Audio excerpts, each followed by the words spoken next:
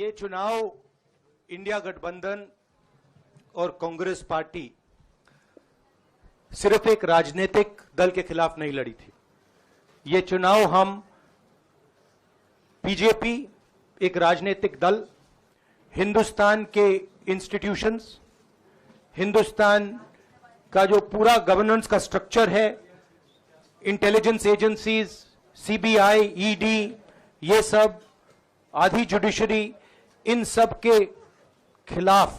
हम लड़े थे, क्योंकि इन सब संस्थाओं को, इन सब इंस्टीट्यूशंस को नरेंद्र मोदी जी ने और अमित शाह जी ने कैप्चर करा, धमकाया, डराया। प्रेस की तो मैं बात करता रहता हूं, आपको मतलब काफी बार कहा है कि आपका भी रोल रहना चाहिए, और उस रोल को काफी लोगों ने किया, काफी लोगों ने खुल के किया, काफी लोगों ने छुप के किया, और आपके इमोशंस कहां थे हमें मालूम है। लड़ाई संविधान को बचाने की थी, कॉन्स्टिट्यूशन को बचाने की थी।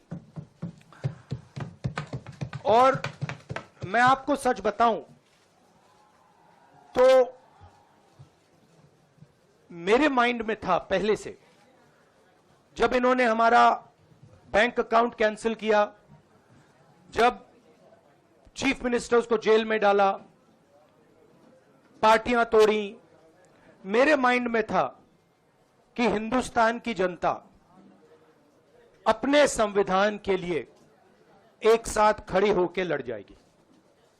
और यह सच साबित हुआ।